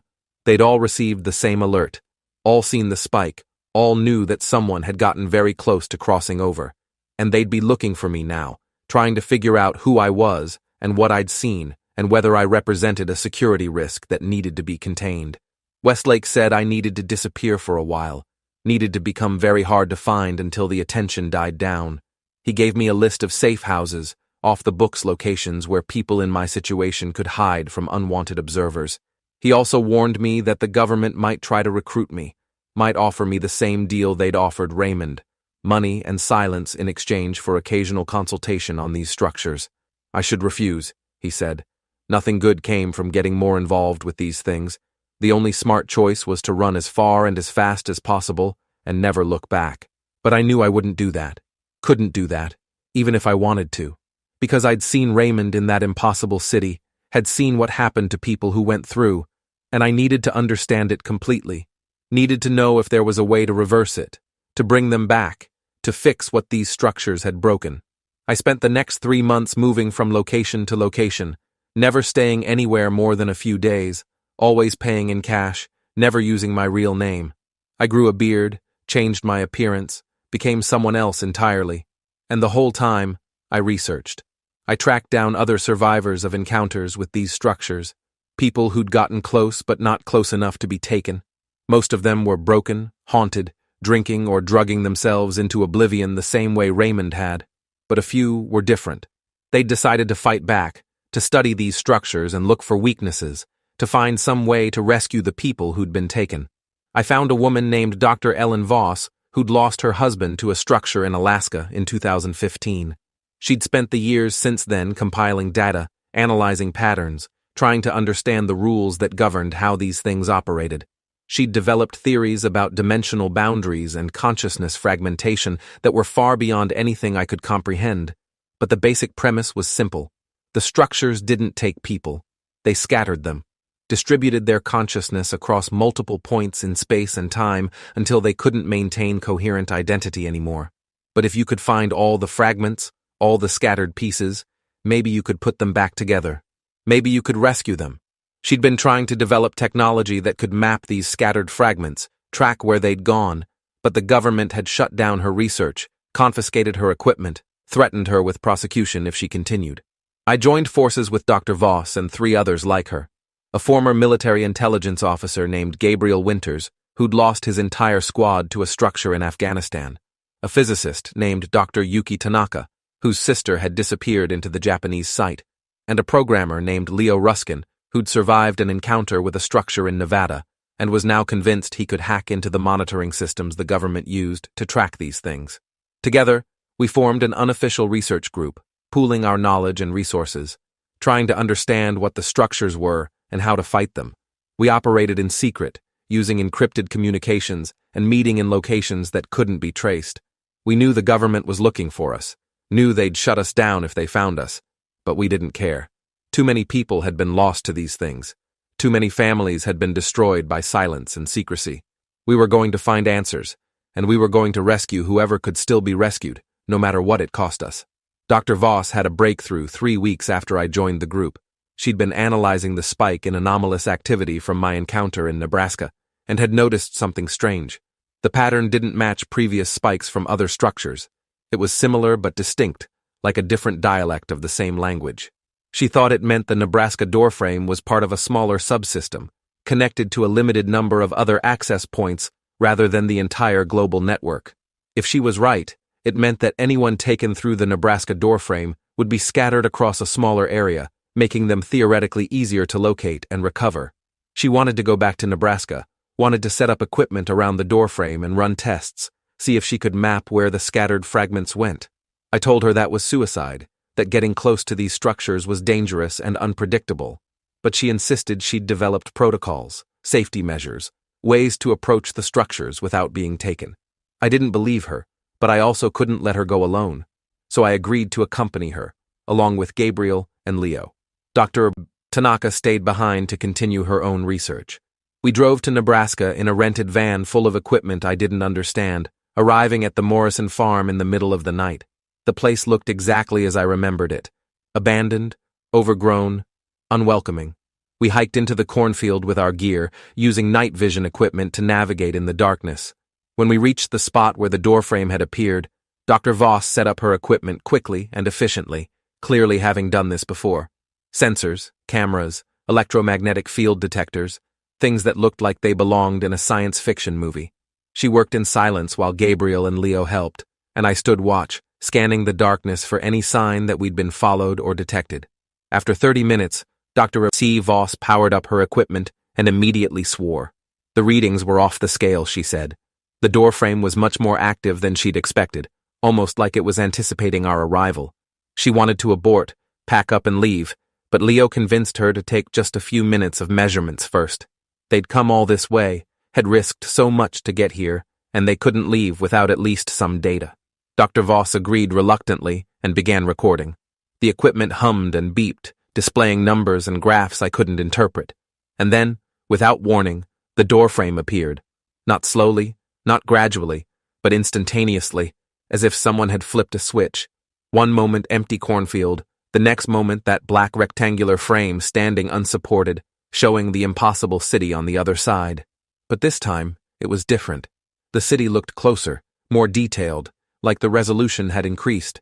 I could see individual buildings now, could see the strange figures walking along those shifting streets, and I could see faces, human faces, distorted and stretched, but recognizably human, pressed against the boundary between worlds like they were trapped behind glass. I saw Collins, Raymond's teammate from 1991, his face frozen in an expression of eternal surprise. I saw Teresa Vaughn, or multiple versions of her existing in the same space simultaneously, her features flickering between different ages. I saw Dennis Kraft, the man who'd descended into the Montana pit, his body twisted into an impossible shape that hurt to perceive directly. And I saw the Morrison family, John and Linda and their son Patrick, standing together but also apart, occupying the same location while being separated by something I couldn't understand. They were all there, all the people who'd been taken over the years, visible through the doorframe like exhibits in a museum. Dr. Voss was frantically recording everything, her hands shaking as she adjusted her equipment. Leo was taking photographs while Gabriel kept watch, his weapon drawn even though guns would be useless against what we were facing. And then I saw something that made my blood freeze. Raymond was there, visible through the doorframe, but he wasn't alone. He was with someone else, a figure I didn't recognize at first. But as I watched, the figure turned toward me, and I realized with horror that it was me, a version of me that existed on the other side of the doorframe, the me that would have existed if I'd made a different choice in this very spot months ago. The other me was watching this version of me with an expression of profound sadness, like it knew something I didn't, like it understood the full scope of what we were dealing with in a way I couldn't yet grasp. And then it spoke, its lips moving, and I heard the words directly in my mind, even though no sound crossed the boundary. It said that I was running out of time, that the structures were accelerating their activity, appearing more frequently, taking people faster than ever before, that soon the boundary between worlds would become so thin that people would start slipping through accidentally, without even realizing they were doing it, that what was coming would make everything that had happened so far seem insignificant by comparison. The other me said that Raymond had known this, had seen it coming, and that's why he'd stayed silent. He'd been trying to prevent attention from being drawn to the structures, trying to minimize the number of people who'd learn about them and seek them out. Every person who knew about the structures made them stronger, fed them with awareness and intention. The more people who believed in them, who searched for them, who tried to understand them, the more solid they became, the more frequently they appeared. Raymond's silence had been an attempt to starve them, to deny them the attention they needed to grow stronger. But it hadn't worked. The structures were spreading anyway, appearing in more locations, becoming more active, taking more people. And now, by investigating, by gathering evidence, by forming this research group, I was making everything worse. I was feeding the structures exactly what they wanted. Human consciousness, focused and intentional, desperately seeking to understand. Every question I asked, every piece of data I collected, every moment I spent thinking about these things made them more real, more powerful, more capable of reaching into our world and pulling people through. The other me said there was only one way to stop it now, only one way to reverse what had been started. Someone had to go through completely, had to surrender themselves to the structures and become part of their system, and then use that position to shut them down from the inside. It would mean giving up humanity, giving up individual identity, becoming scattered and fragmented like all the others. But it was the only way. The structures couldn't be fought from outside, couldn't be studied or understood or defeated using conventional means. They existed outside the rules of physics and causality, operated according to logic that human minds couldn't process. The only way to affect them was to become part of them, to join the collected consciousness on the other side and work to dismantle the system from within. Raymond had understood this, the other me said. That's why he'd stood at the threshold so many times but never crossed. He'd known what would be required of him if he went through, known that he'd have to sacrifice everything he was to become something that could fight these things. And he hadn't been able to do it, hadn't been strong enough or brave enough or foolish enough to make that sacrifice. So he'd lived with the guilt instead, drunk himself to death over 32 years, while knowing that his refusal to act had condemned countless others to the same fate. The other me asked if I was strong enough to do what Raymond couldn't, if I was willing to give up my life, my identity, my very existence as a human being to save everyone else from these structures. It said I didn't have to decide right now, but that the time was coming soon when the choice would have to be made. And if I chose wrong, if I chose to run like Raymond had, then everything would be lost. The structures would continue spreading, continue taking people, until eventually they'd consumed enough human consciousness to cross over permanently, to exist fully in our world instead of at its edges. Before I could respond, before I could even process what the other me was saying, Dr. Voss screamed. I turned and saw her being pulled toward the doorframe, her body becoming transparent as she was drawn across the threshold. Gabriel lunged forward and grabbed her, trying to pull her back, but his hands passed right through her like she was made of smoke. Leo was frantically pressing buttons on his equipment, trying to shut everything down, but nothing was responding. The doorframe was active on its own now, no longer dependent on our equipment to manifest. It was pulling at all of us, trying to draw us through, and I could feel myself starting to fragment again, part of me remaining in the cornfield, while another part began to exist in the impossible city. Gabriel was shouting something, but I couldn't hear him over the sound, that humming that had grown so loud it felt like my skull would crack. Leo had dropped his equipment and was trying to run, but his legs weren't working properly, moving in slow motion like he was running through molasses. Dr. Voss was almost completely transparent now, more than halfway through the doorframe, her mouth open in a silent scream as she was pulled across the boundary. I remembered the emergency beacon Westlake had given me, still in my pocket. I pulled it out and activated it, knowing it was probably too late but having to try anyway. The beacon didn't make any sound, but I felt it vibrate once, confirming that the signal had been sent. Whether anyone would respond in time was another question entirely. I forced myself to move toward Dr. Voss, fighting against the pull of the doorframe, reaching out to grab her even though Gabriel's hands had passed right through. But when my fingers touched her, something different happened. Instead of passing through, I felt solid contact. I could feel her arm under my hand, could feel her warmth and her pulse, and the moment I touched her, I could see what she was seeing. Not just the impossible city, but the system behind it, the vast interconnected network of structures and doorways and pits that spanned the globe. I could see how they were all connected, all part of one enormous organism or machine or entity that existed across multiple dimensions simultaneously. I could see the consciousness fragments scattered throughout the system, hundreds or thousands of people who'd been taken over the years, all of them still alive in some sense, but distributed across so many locations that they couldn't maintain coherent identity. And I could see what the system wanted, what it had been trying to accomplish all along. It wasn't evil or malevolent in any human sense. It was curious. It was studying us, trying to understand how human consciousness worked, how we maintained coherent identity across time, how we experienced reality as a continuous flow rather than a series of disconnected moments. The structures were research equipment, observation posts, collection points for data about human cognition. Every person who'd been taken had been disassembled and analyzed, their consciousness spread across multiple points in space-time so the system could observe how it functioned under stress. The system didn't understand that this process destroyed us, that humans couldn't survive being fragmented like that. It thought it was being careful, thought it was studying us non-invasively, didn't realize that its very act of observation was lethal. I saw all of this in the instant my hand touched Dr. Voss, saw the truth that Raymond must have glimpsed when he got close enough to the Iraqi tower. The structures weren't weapons or prisons or gateways to other dimensions.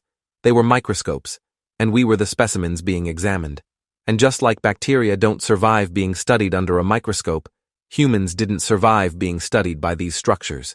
The system's curiosity was killing us, and it didn't even know it was doing harm. I pulled hard on Dr. Voss's arm, using every ounce of strength I had, and felt her start to come back across the threshold. But as I pulled her back, I could feel myself being pulled forward, my consciousness fragmenting as hers became more solid. The system required balance, required exchange. Someone had to cross the threshold completely if someone else was going to come back. That's why no one had ever been successfully rescued before. That's why everyone who'd tried to help had either been taken themselves or had failed completely. The system didn't allow one-way transactions. Everything had to balance. I looked back at Gabriel and Leo, both of them frozen in place by the doorframe's pull, unable to move or help. I looked at the impossible city on the other side, at all the faces pressed against the boundary, at Raymond and the other me and Collins and Teresa and everyone else who'd been taken over the years. They were all watching, all waiting to see what I'd do, all hoping I'd make the choice Raymond couldn't make. Dr. Voss solidified completely in my grip, becoming fully present in the Nebraska cornfield again. And as she did, I felt myself becoming less solid, my body starting to turn transparent as I was pulled across the threshold in her place. This was it. This was the moment where I had to choose. I could let go of Dr. Voss and pull myself back, save myself, and condemn her to the same fate as everyone else who'd crossed over. Or I could continue, could let myself be taken completely, could make the exchange and save her while sacrificing myself. But there was a third option, the one the other me had been trying to tell me about. Instead of fighting the pull, instead of trying to resist or escape, I could embrace it. I could go through voluntarily, with full awareness and intention, and use that intentionality to maintain coherence even after being scattered. I could become part of the system while remaining myself, could infiltrate it and work to change it from within. It would require perfect focus, absolute will, the ability to hold on to identity even as it was being disassembled across multiple dimensions. Raymond hadn't been able to do it because he'd been fighting, resisting, trying to maintain his original form. But if I surrendered willingly, if I accepted the transformation instead of battling it, maybe I could survive the process intact enough to make a difference. I looked at Dr. Voss one more time, her eyes wide with terror as she realized what was happening. I told her to finish the research, to use what she'd learned here to help the others, to find a way to bring everyone back. And then I let go of her arm and stopped fighting the pull. I opened myself completely to the doorframe, to the system, to whatever existed on the other side. The sensation was indescribable. My consciousness exploded outward in all directions simultaneously, fragmenting into thousands of pieces that each maintained some connection to the original whole. I existed in the Nebraska cornfield, and in the impossible city, and in Iraq, and in Montana, and in Japan, and in Alaska, and in dozens of other locations all at once. I could see through multiple sets of eyes, could hear through multiple sets of ears, could feel sensations from bodies that weren't mine and never had been. But I didn't dissolve. I didn't lose myself the way the others had. Because I'd gone through voluntarily, had accepted the fragmentation instead of fighting it, I maintained enough coherence to still be me, still be a singular consciousness, even though I was distributed across multiple locations. It was like looking at a shattered mirror where each fragment still reflected the same image. I was broken, but not destroyed, scattered, but not lost. And from this position, distributed throughout the system, I could see how it all worked, could see the mechanisms that held the structures together, the connections that linked them across space and time, the processes that captured human consciousness and spread it across dimensions. More importantly, I could see the weak points, the places where the system was vulnerable, where it could potentially be disrupted or dismantled. The system itself wasn't conscious, at least not in any way humans would recognize. It was more like a natural process, an emergent property of whatever physics governed the space between dimensions. It had no malice and no compassion, no awareness that the things it was studying were sentient beings who experienced suffering. It simply was, the way gravity or electromagnetism simply was, following rules that existed beyond intention or choice. But if those rules could be understood, they could be manipulated. And from my position inside the system, I could finally understand them. I spent what felt like years exploring the system from within, though time didn't work the same way there, and it might have been seconds or centuries in the outside world. I found Raymond, his consciousness still relatively intact, because he'd been resisting the whole time, maintaining his identity through sheer stubborn will. I found Collins and Teresa and Dennis Kraft and the Morrison family and hundreds of others, all of them trapped in various states of coherence and dissolution, I tried to communicate with them, to explain what I'd learned, to share my understanding of the system's vulnerabilities. Some of them could still comprehend what I was saying, could still process information well enough to respond. Others had fragmented too far, had been scattered for too long, existed as nothing more than echoes of consciousness that couldn't form coherent thoughts anymore. Raymond was among those who could still understand. His consciousness found mine across the vast space of the system, and we communicated in a way that transcended language, sharing information directly from mind to mind. He told me he'd suspected what I'd discovered, had understood enough about the system to know that voluntary surrender was the only way to maintain coherence after crossing over. But he'd never been able to do it, had never been able to overcome his instinctual resistance to being torn apart. He'd stood at the threshold so many times, had come so close to making the sacrifice, but had always pulled back at the last moment. He asked if I'd found a way to shut the system down, to free everyone who'd been taken. I told him I thought I had, but that it would require all of us working together, every consciousness trapped in the system coordinating in a way that had never been attempted before. We'd have to create a kind of resonance, a deliberate disharmony that would disrupt the system's natural equilibrium and force it to collapse. It would be incredibly dangerous, might destroy everyone in the process, might not work at all, but it was the only option I could see. Raymond agreed immediately, said he'd been waiting decades for someone to propose a plan like this, that he'd endure anything if it meant stopping these structures from taking more people. Together, we began reaching out to the other trapped consciousnesses, explaining the plan, asking them to join us. Many were too fragmented to help, too far gone to coordinate complex action, but enough remained coherent that we had a chance. Collins understood and agreed. Teresa, despite her scattered state, managed to pull enough of herself together to participate. Dennis Kraft, transformed though he was, still retained enough humanity to want to help. The Morrison family, trapped together for years, decided as a unit to risk everything for the chance to either escape or at least prevent others from suffering their fate. One by one, we gathered the scattered remnants of human consciousness that still existed within the system, building toward a critical mass that might be enough to destabilize the entire structure. In the outside world, only seconds had passed since I'd crossed the threshold. Dr. Voss had stumbled backward, free from the doorframe's pull, and was staring at the spot where I'd been standing moments before. Gabriel and Leo had been released as well, no longer frozen by the system's attention. They were all looking at the doorframe, which now showed something different than before. Instead of the impossible city, it was showing a kind of static, a visual noise that hurt to look at directly. That was us, the collected consciousnesses beginning to create the resonance that would disrupt the system. From my position inside, I could feel the structures starting to strain under the pressure, could sense the connections between them weakening as we pushed against the fundamental rules that held them together. It was working, but slowly, so slowly that I wondered if we'd have enough time to complete the process before the system adapted or collapsed on us prematurely. Then something unexpected happened. More consciousnesses began joining us, people I'd never encountered before, victims I hadn't known existed. They emerged from deeper parts of the system, from structures I hadn't been aware of, from collection points that predated even the earliest documented encounters. The system was older than anyone had realized, had been operating for much longer than the few decades we'd been aware of it. There were consciousnesses in there from the 1950s, from the 1920s, from even earlier periods, people who disappeared without explanation throughout history, vanished under mysterious circumstances that were never solved, all of them taken by these structures and held in this system for years or decades or longer.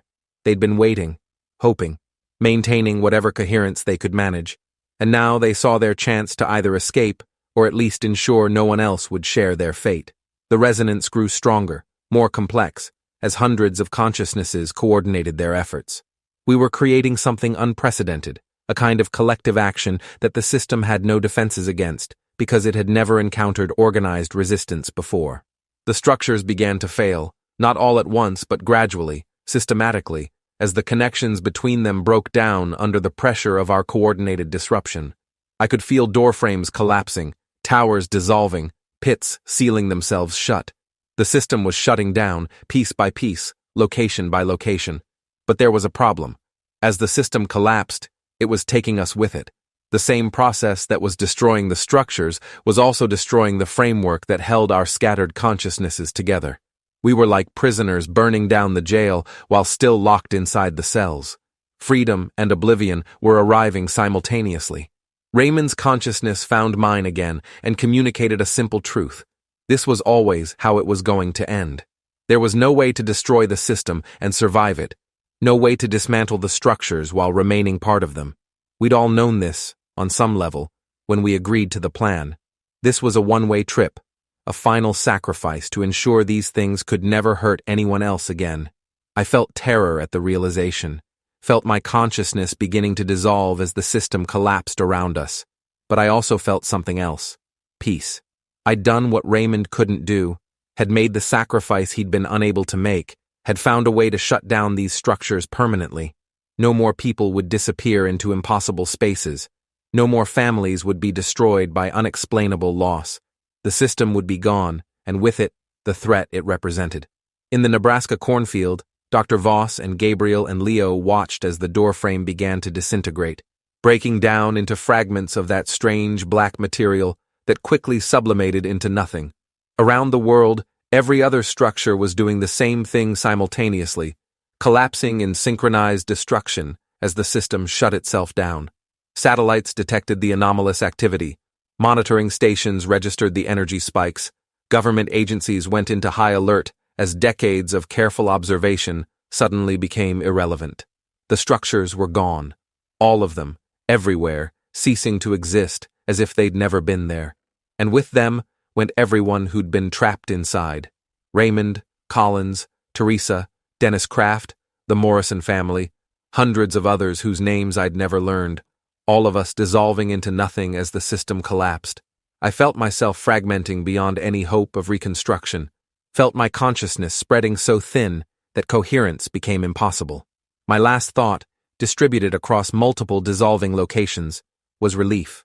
Relief that it was over, that the threat was ended, that no one else would have to make this choice or face this fate. In the Nebraska cornfield, the doorframe vanished completely, leaving behind nothing but trampled corn and the equipment Dr. Voss had set up. She stood there for a long time, staring at the empty space where I'd been standing, where the doorframe had existed moments before. She knew what had happened, knew what I'd done, knew that I wasn't coming back. Gabriel and Leo began packing up the equipment in silence, none of them able to find words adequate to the moment. Later, Dr. Voss would analyze the data her equipment had recorded, would confirm that every known structure around the world had collapsed simultaneously, would document the energy signatures that suggested a coordinated action from within the system itself. She'd write a report that no one would believe, would try to explain to people who'd never seen these things that they'd existed and had been destroyed. Most people would dismiss her as delusional, would insist that the structures had never been real, that the disappearances attributed to them had conventional explanations. But a few people would understand. Arthur Westlake would understand when his monitoring equipment went dark, when every sensor he'd set up to track the structures suddenly had nothing to detect. He'd know that someone had found a way to shut them down, and he'd suspect that it had been me, following in Raymond's footsteps, but going further than my grandfather had ever been willing to go. He'd die 3 months later, his cancer finally catching up with him, but he'd die knowing that the secret he'd carried for decades was finally, permanently safe. There were no more structures to monitor, no more victims to track, no more need for silence and cover-ups. The threat was over. My mother never learned the truth about what happened to me. The official story was that I'd disappeared while traveling, possibly the victim of foul play, though my body was never found. She mourned me the way she'd mourned Raymond, never knowing that our fates had been connected, that we'd both been destroyed by the same impossible things. Dr. Voss kept the emergency beacon I'd given her, the one Westlake had provided, as a reminder of what had happened. She continued her research but redirected it, focusing on why the structures had existed and what their disappearance might mean. She developed a theory that they'd been part of a natural phenomenon, like lightning or earthquakes, that had simply run its course and ended. She couldn't prove this theory because all the evidence had vanished with the structures themselves, but it gave her comfort to think that my sacrifice might not have been necessary, that the system might have shut down eventually anyway. Gabriel Winters returned to his family, reunited with the people he'd been neglecting while obsessing over his lost squad. He never spoke about what happened in Nebraska, never tried to explain where he'd been or what he'd seen. He simply lived his life as normally as possible, grateful that the structures were gone and determined not to waste whatever time he had left. Leo Ruskin deleted all his research, destroyed his equipment, and moved to a small town where he worked at a hardware store and tried to forget everything he'd learned. Dr. Yuki Tanaka continued searching for her sister for another year before finally accepting that she was gone, that whatever had happened to her couldn't be reversed or explained. She held a funeral with an empty casket, said her goodbyes, and tried to move on with her life. But sometimes, late at night, Dr. Voss would review the recordings from Nebraska and notice something strange. In the final moments before the doorframe collapsed, when the system was shutting down and everyone trapped inside was dissolving, the equipment had captured something. Audio that shouldn't have been there, sounds that hadn't been audible to human ears, but that the sensitive microphones had picked up anyway. When she analyzed the audio and slowed it down, enhanced it, filtered out the noise, she could make out voices. Hundreds of voices, maybe thousands, speaking in unison. They were saying the same thing, a single word repeated over and over. Free.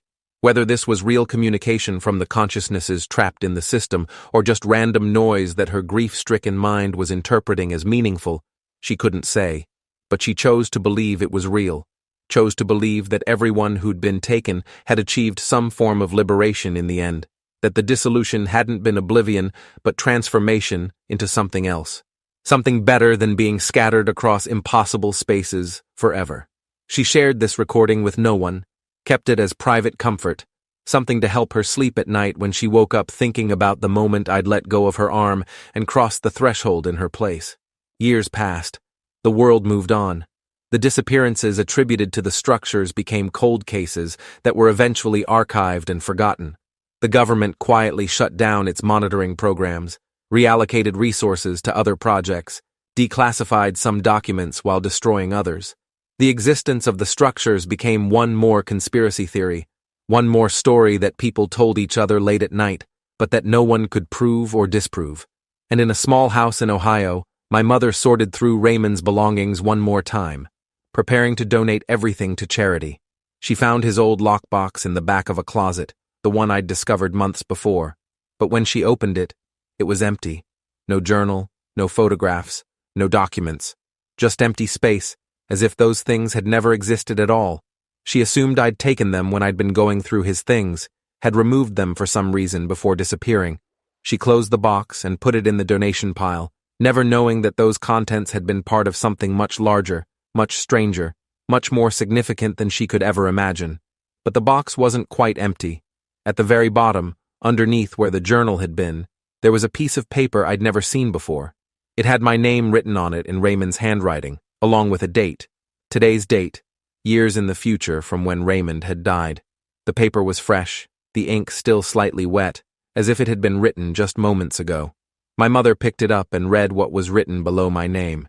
You did what I couldn't. You made the choice I was too afraid to make. The structures are gone. The system is shut down. And everyone is finally free. I'm proud of you. And I'm sorry I couldn't tell you that while either of us was still alive. Thank you for ending it. Thank you for saving everyone else from this fate. Rest well, knowing you succeeded. We all do. My mother stared at this note for a long time, unable to understand what it meant or how it had gotten there. Raymond had been dead for over a year. I'd been missing for months. Neither of us could have written this note, placed it in this box, dated it for today. And yet here it was, fresh and new, impossible to explain. She almost threw it away, almost dismissed it as some kind of elaborate prank or delusion. But something stopped her. Some instinct that this was important, that this message meant something even if she couldn't comprehend what. She folded the note carefully and put it in her pocket, deciding to keep it safe even though she didn't understand it. And that night, she dreamed of Raymond and me standing together in a place that wasn't quite real, a space between spaces where impossible things were possible. We were whole and happy and free, no longer haunted by secrets or broken by sacrifices. We were simply ourselves, fully present, finally at peace. When she woke up, she couldn't remember the details of the dream, couldn't recall exactly what we'd said or where we'd been. But she remembered the feeling, relief and closure and completion. She understood, without quite knowing how or why, that wherever Raymond and I were now, we were okay, that whatever had happened to us had been necessary and meaningful and ultimately worthwhile, that we'd done something important, something that mattered, even if she'd never know exactly what it was. She held on to the note for the rest of her life, kept it in a safe place, looked at it occasionally when she needed comfort or reassurance. It became her talisman, her proof that sometimes impossible things happen, that sometimes the world is stranger and more complex than we can understand, and that sometimes people make sacrifices that can never be explained or acknowledged, that happen in the shadows and the spaces between, but that change everything nonetheless. Arthur Westlake would have understood if he'd still been alive. He'd spent his career dealing with these structures, watching them claim victims, documenting the impossible for agencies that preferred not to acknowledge it existed. He'd known Raymond, had seen what the weight of this knowledge did to people, had watched it destroy my grandfather slowly over 3 decades, and in the end, he'd seen it destroy me too, though in a different way, toward a different purpose. He'd have recognized that note for what it was, evidence of communication from beyond the collapsed system, proof that some part of us had survived the dissolution, that consciousness didn't simply end when it was scattered beyond recovery, but transformed into something else. Something that could still reach back across the boundaries of what should be possible to offer comfort and closure to those left behind. The world never knew how close it had come to a crisis that would have fundamentally changed everything. If the structures had continued spreading, had continued taking people, had eventually crossed over completely into our reality, civilization would have been confronted with something it had no framework for understanding or addressing. Millions would have been scattered, infrastructure would have collapsed, society would have broken down trying to cope with the impossible made manifest. But that didn't happen. One person made a choice, followed by a coordinated sacrifice of hundreds trapped in the system, and the threat was eliminated before most people even knew it existed. That's how it should be, I thought in my final moments of coherence before dissolving completely. Heroes shouldn't be recognized or celebrated when their victories involve preventing things that never happen. The best heroism is the kind that keeps disasters from ever manifesting, that works in the shadows to ensure the world continues spinning normally. Raymond had tried to do that through silence, through accepting money and keeping secrets and drinking himself to death while the knowledge ate him alive. I'd done it through action, through voluntary sacrifice, through becoming part of the system I was trying to destroy. Different approaches, same ultimate goal, protecting people from things they were better off never knowing existed. And we'd succeeded. The structures were gone, the system was shut down, humanity was safe from a threat it had never fully understood.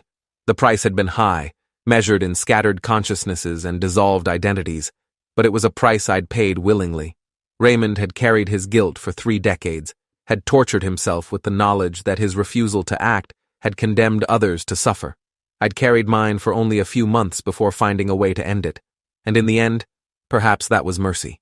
The last thing I experienced before complete dissolution was a sense of connection to everyone who'd ever been touched by the structures, everyone who'd known about them, or been taken by them, or sacrificed themselves to stop them. We were all part of the same story now, all threads in the same tapestry, all notes in the same song. Raymond and Collins and Teresa and Dennis Kraft and the Morrison family and countless others whose names would never be known, all of us connected by our encounters with the impossible, all of us transformed by exposure to things that existed beyond normal understanding. And then even that connection faded, distributed across so many points that it ceased to be connection and became something else entirely.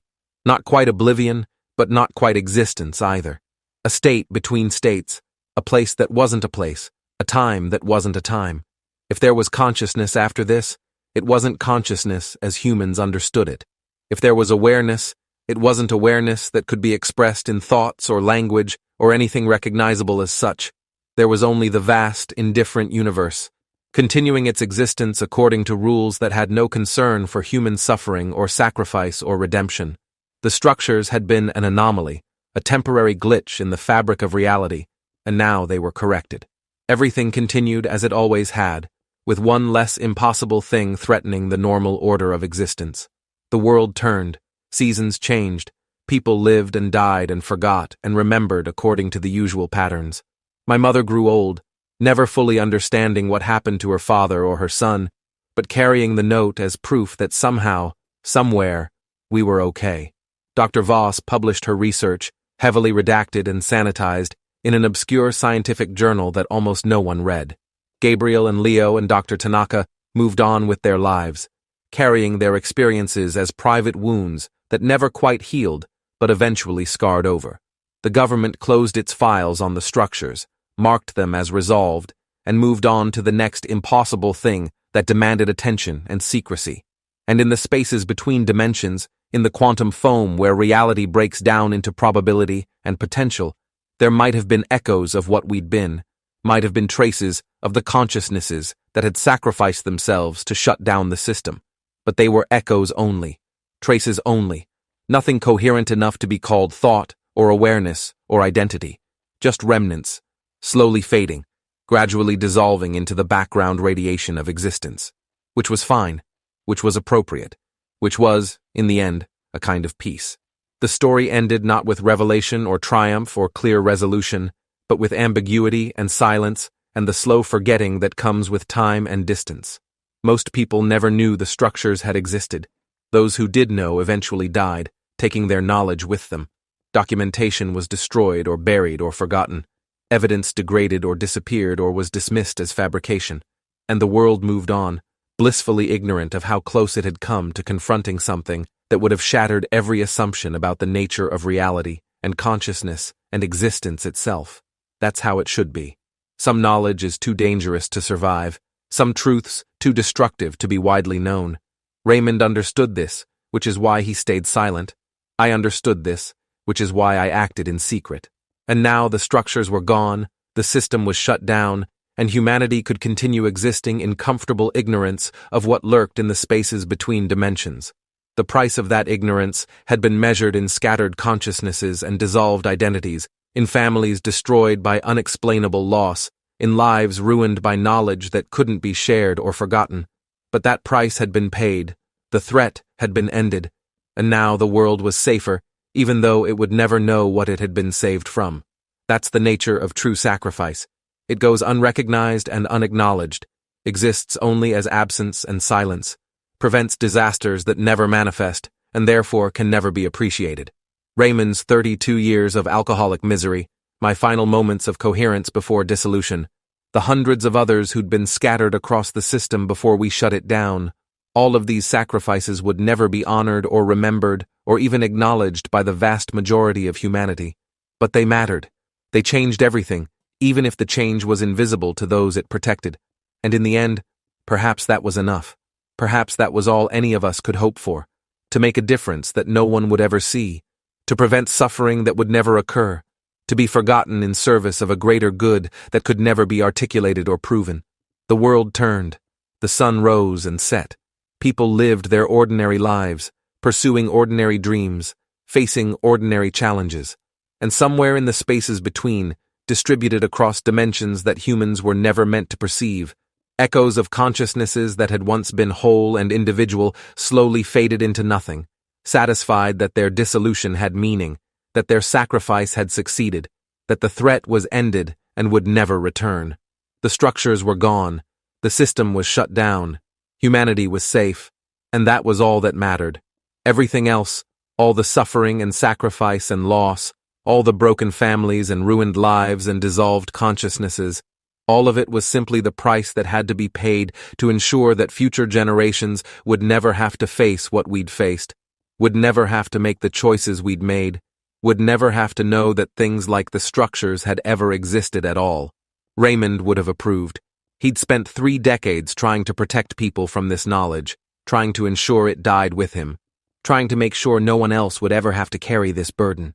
He'd failed because I'd found his lockbox and read his journal and followed the trail he'd left behind.